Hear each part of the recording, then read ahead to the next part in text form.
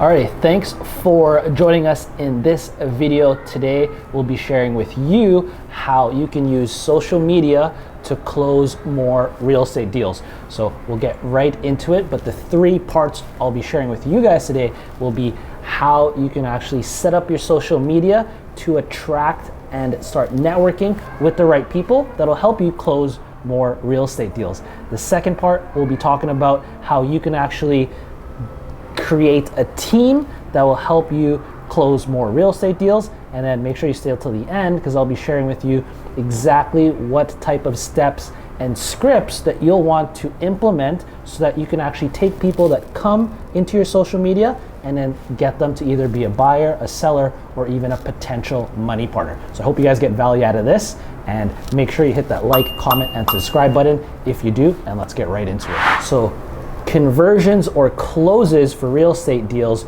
all start with conversations. So what I mean by this and how you can use this and implement this into your social media is that you want to start having many conversations, whether that's just in the DMs and messages, getting people's phone numbers or their WhatsApps, or even jumping on Zoom calls with them. Now, how you're actually gonna attract this is you wanna focus on offering value to who you're trying to reach on social media. Are you trying to get buyers? Are you trying to get sellers? Are you trying to get money partners? You want to figure out what are the pain points of these people, what kind of value they need, and then start talking about that. Well, one way you're going to find that out is by having more conversations. Something that I've implemented is trying to have 8 to 16 conversations every single hour. Now we'll be talking a little bit of how a team will help you do that in the next part of this video. But at first is the more conversations you can have, the more you can start learning about what struggles are your buyers, your sellers, and your potential money partners having. Then release content that helps these people with those problems. So I know that when it comes to certain sellers, they want to save some money. Maybe they don't want to work with a realtor. Maybe they want to close fast and they just need to sell that house. Well, I'll create content on, hey, as a private real estate investor, I can close very quickly. I have the cash to close on those deals, and I can help them get a good deal on that. When it comes to buyers, well, I'm explaining to them how to actually analyze deals properly, how I do it, what changes I make if I was in their situation. And remember, it's always about them. By having all these conversations, you will essentially develop what's called the voice of customer. That's the VOC. And what that means is the more conversations you have, the more you're gonna have all these lines, all these questions, all these quotes that your customers or that your potential clients, buyers, sellers, or potential money partners keep repeating and keep talking about. This is gonna help you develop what's called your ideal client avatar. Who are the people that you're actually trying to help? Once you know who that person is, what kind of questions they're asking, what kind of problems they're having, you're gonna be able to enter their mind, and that's how you're gonna be able to describe and share what kind of problems they have and even help them with some solutions. So that's really how you're gonna attract that top line of people that are gonna enter your social media, so that once people know about this, once they get attracted, oh, this guy's actually helping me out with my problems, they're gonna hit that follow button, and then hopefully as they get to know you a little bit more on social media, you can have more conversations with them and then lead them into the next part, which will be how do you actually nurture these people and get on a call with them so you can actually close deals with them. Hopefully that's offering you a ton of value in attracting more people to your social media with the goal of closing deals. If you're getting value out of this, make sure you hit that like, comment, and subscribe. It really does help with the algorithm. And thanks so much to everyone that has already done that. So take 2 seconds, hit that like, comment, and subscribe. Any questions you put in the comments, I'll actually answer those personally, and hopefully that helps you guys reach your own real estate goals. So now that you're creating content on your social media that's attracting these potential buyers, sellers, and money partners, and also getting more conversations with them, this is where a team is gonna come into play. Now you wanna get good enough at these conversations so that you can actually train a team. So I'll give you a quick framework on how you can have better conversations in your DMs or even on your calls. The first part is you want to clarify what the person actually wants. Like, why are they there? Are they trying to buy property? Are they trying to sell a property? Or are they trying to be a money partner? You want to confirm that. That's figuring out what their situation is. Once you figure out and keep asking these situations, then you want to jump into figuring out, okay, what are their goals? What do they need? What do they want to reach as their own goals when it comes to real estate? Next, you want to ask them, okay, what do you think they are missing to help them reach those goals? And then also find out what do they think they need to help them reach these goals. Again, we want to figure out what their situation is. We want to figure out what they've already done in the past. Maybe they've tried to buy properties in the past. Maybe they've tried to sell property and they couldn't really sell their own house. Or even, hey, they've tried to invest with other money partners, but they're not really aware of how that works. The more we can figure out where they're at in their situation, the better we're going to be able to figure out if we can actually help them. Next, we want to see if it's a priority for them. Okay, as a real estate investor, remember that you are offering value in what you do. You're not just trying to extract value, but you actually offer a lot of value, so that you need to know if the other person is actually prepared to treat the opportunity that you're offering as a priority. If it's not a priority for them, we are not here to save everyone. Okay, we want to really work with the best of the best when it comes to sellers, buyers, and money partners. And of course, if it's not a priority for them, we can't really help them. I always have this line of, I can only help who is open to getting help. And finally, you just want to confirm, hey, do you want my help with this? Do you want my help with helping you buy property? Do you want help with helping you sell property? Or do you want my help in becoming a money partner? Once you have that whole conversation, then you can actually decide what the game plan is, and something that is going to be win-win for everyone. Okay, so that's a quick little framework, and I wanted to start with that because that's how you're going to train your people. Once you get better at this, then you want to give this very simple framework of finding out their situation. What is it that their goals are? What do they think is missing? What do you think is something that they need? And what they think is going to be a priority? And finally, if they actually need your help. Once you can train your people around that, it's all a question-based framework in figuring out what the situation of the other person is. You train your people on that, and then now you can actually have your team take over your social media so you can have even more conversations. Now, if I'm spending my day DMing people, now that's taking me away from actually closing deals, helping out my own real estate students, and it's also taking away from my time where I can build systems. Now that I have a team, they can have those conversations, they can start filtering out these people, and you really want to do this because the team's going to allow you to focus on the tasks again that are going to be high level for you. That means raising money is going to be very important, closing deals, and adding income streams. That's what your goal is to focus on if you are the main entrepreneur. Your team can focus on lead generation. You do need to know the basics, and that's why I gave you those simple steps of a question-based framework on how you can have better conversations.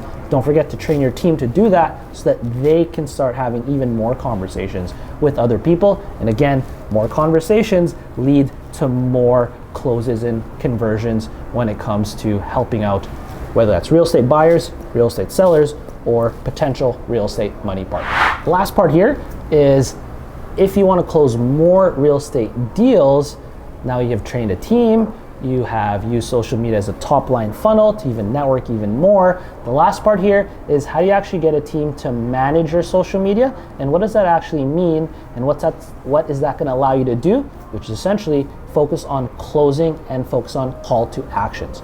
So when managing a team for your social media, you want to give them the tasks of creating content, whether that's editing, and also being able to put out call to actions, or CTAs. So what that means is I'll put on my story, or my team will put on my story, and my team will actually put in like keywords like such as DM ebook to get my free ebook, or DM inner circle to apply for our coaching services. And once they post that up, then they know that anyone that DMs those keywords, they will start going through that process that we explained earlier of figuring out their situation. And the main goal here is They want to set the appointment. You want to make it so that eventually your team are setting your appointments for you. So again, you can focus on having that appointment and helping out the other person. You're already going to have a mini profile. You can double check what their needs and their situation and what they need help with. But now that you're the person on the call, you can essentially be that closer. That closer is going to be that person that tries to really help and persuade the other person to really help themselves. Now, to do that, once you have the appointment, you're going to need, again, a script, right? So this is where, we want to focus on exactly what your script is, and you want to essentially memorize that script. The reason for that is, once you have the script memorized, you as the person who's trying to help the buyer, the seller, or the potential money partner, you can focus more on how the other person is reacting to this. You can fine-tune and pay attention to their body language. You can fine-tune and pay attention to their tonality and how they might be actually receptive of what you're trying to help them out with. And that is going to allow you to not have to freestyle anything. I will never not use a script anymore. In other words, I will always use a script. I always have it in front of me. And the reason for that is I'm not just reading it verbatim, but it's helping me with the guidelines so I can actually just focus on the other person. The script that I'll use in a very simple script is essentially, I'll recap what we talked about or the conversation that they had with my team or myself if I was the person that did the situation call, really figuring out where this person is at. And I'll recap this because the other person needs to know that we actually spent time figuring out and breaking down their situation. People don't care what you offer until they know that you actually care about them. So I'll recap what we talked about. I'll make sure that I'm reiterating the issues that they had so that they know someone's actually listening, right? It's not about me, it's about the other person. It's about the client. And then after I've reiterated that, I'll just double check, hey, was there anything that I was missing? If they say yes, then I'll put that back in my notes and really try and put that into the plan that I've made for them. And then finally, I'll jump into a customized plan that's going to be specific if they're a potential buyer, a seller, or going to be a potential money partner. So as I build out this plan, I'm going to use the same words that they shared earlier. Let's say I have a potential buyer that's maybe applying to be a student for my coaching programs, and they said that they really need a step-by-step process to help them go from, hey, they have a job, how do they add more rental properties so they become work optional? So I'll use those keywords of they want to be work optional and they need a step-by-step. And I'll offer them a customized real estate roadmap where I'll give them a step-by-step based on their personalized situation, their own job, their own income levels, so that they can reach work optionality in the timeline that they selected. Again, I'm making it about them, and I'm just using the words that they use because, again, at the end of the day, I don't want to convince anybody to join real estate coaching. I want them to be persuaded. And the difference is, if I want to convince them, I'm giving them reasons why they should do it. If I'm trying to persuade them, I'm giving them their own reasons so that they can convince themselves why this is something that's going to help them. Again, the key theme here is that it's always about them.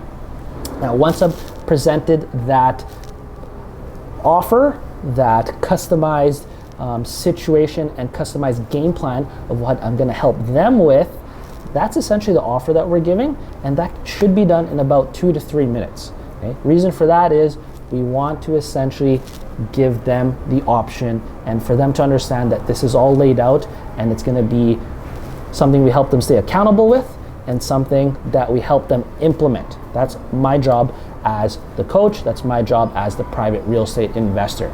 Now, once they've gone through that, then it's going to be all about handling objections, which we'll talk about another day. But something you want to make sure is that you have that script, and that's really going to help you help other people. So I remember when I first started going on social media to try and brand myself as a real estate investor. And something I was just doing before was just documenting the process and trying to show what I was doing. I didn't really have a strategy around this. It was okay to start, but now I've learned that it's very important again to really have those conversations with more people so you can figure out what is it exactly that they need. Figure out that voice of customer. Now that we have those conversations happening, well, that's allowing us to network with more people. And again, that's the top of the funnel. That's where people notice, okay, this person is actually trying to offer value, because I'm trying to get into the mind of my potential buyer, my potential seller, and my potential money partners. Once I know what their problems are, I can talk about those problems, offer solutions, and offer some aha moments that are actually going to help them speed up the process so they don't have the same pitfalls that I have had in the past. That's the first part of using social media to essentially close more real estate deals. Second part is you're going to have a team and train them on how to actually have these conversations so that you can focus more on closing deals, closing buyers, sellers, and potential money partners. Once your team is able to have these conversations, again, they're adding that to the voice of customer profile. And the next part there is you will want a sales script so you can actually just focus on helping the other person and not having to think about what you're gonna say. Once you go through this whole process of people enter your social media, top of the funnel, they start to realize you actually care about them, they talk with your team, and your team is able to figure out what exactly is that person's goals and where they're trying to go, what are their problems. You're gonna recap all that and basically show them that you've actually spent time to personally get to know their situation, and then that's when you give your offer, which again, something should be memorized at this point. So again, you can just focus and observe how the other person is reacting. Once you go through that whole process, that's how you're really gonna filter out the people that are serious and that really have that as a priority to be a buyer, a real estate seller, or a potential money partner. And the reason you're doing all this is because you really need to value your time as the real estate professional. All right, your team is going to be handling all the other aspects that might not be worth your time anymore. Again, you want to focus on raising money, closing deals, and adding income streams. Right? My coach always said your time is at least $400 to $1,000 per hour. Anything under that can be delegated, and essentially, you need to understand that as you get to a certain point as a real estate investor, you can't be on social media the whole time answering everyone's questions. And again, that's the reason why you want them to go onto an appointment with you. You want them to have skin in the game, right? Imagine if I answered every single one of the questions. I try to do my best, but this is why we create the content, because we know a lot of the questions are very similar. And also that's why we invite people to get onto the Zoom call. Because if I spent my whole day answering all the questions that come in, I get about like 50 DMs by the time I wake up every morning, I would just be on my phone the whole time and I wouldn't be able to offer value to my actual clients. I would be burning time and burning my own resources, which is going to add stress to me, add stress to my family, add stress to my team, and we're not going to be able to help as many people out. So as bad as it sounds, you need to realize that you need these systems in place so that social media, yes, it's allowing you to have more conversations and answer questions, but you need systems and people in place and also create content so that you can leverage those questions and that those questions from other people aren't just eating away at your time. Okay, your time is very valuable. You need to respect that as you respect yourself, and you'll quickly realize that, hey, some people out there just want to ask questions, but they're never going to take action. That's okay.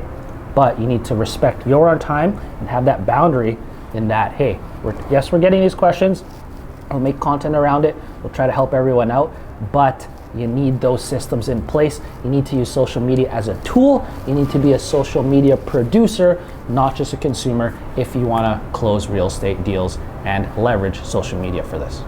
Awesome, so thank you so much for watching this video. I hope you got a ton of value from this. My name is Patrick J. Hilario. I'm a real estate investor and real estate coach. If you're interested in getting coaching and applying, make sure you hit the Calendly link below. I'd love to sit down with you. I'd love for my team to build you a customized real estate roadmap. I'll double check that roadmap and make sure it's actually personalized to you. And then I'd love to present that to you and see if real estate coaching is something that's gonna help you hit your goals. So again, thanks so much for watching.